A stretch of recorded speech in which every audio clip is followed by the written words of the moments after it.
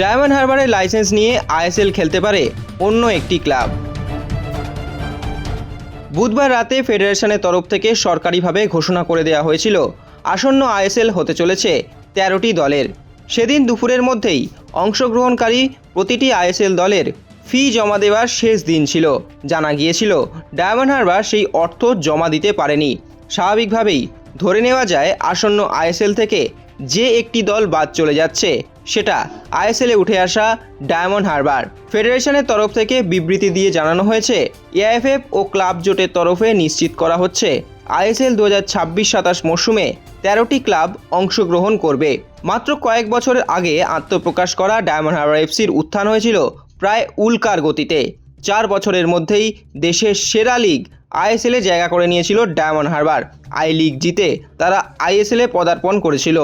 তবে বাংলায় রাজনৈতিক পট পরিবর্তনের পরই একেবারে 180 ডিগ্রি ঘুরে গিয়েছে ক্লাবটির ভাগ্য।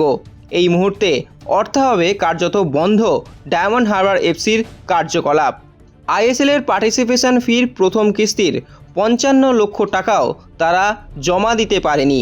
ফলে যে খবর সামনে আসছে এবং যা শোনা যাচ্ছে সূত্র মারফত, ডায়মন্ড হারবারের যে স্পোর্টিং রাইটস অর্থাৎ যে লাইসেন্সটি সেটি বিক্রি হওয়ার পথে।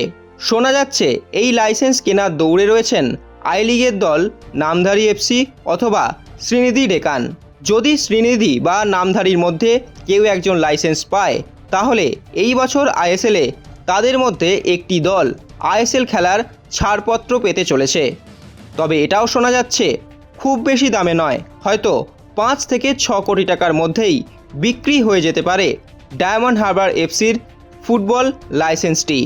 অর্থাৎ ডায়মন্ডের লাইসেন্স নিয়ে এবছর আইএসএলে অন্য কোনো দল যারা এই লাইসেন্সটি কিনবে, অর্থাৎ তার শ্রীনিধি ডেকান বা নামধারীর মধ্যে একটি দল, তারা এবছর আইএসএলে খেলতে চলেছে।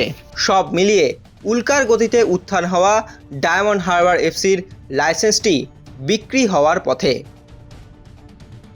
Extra time.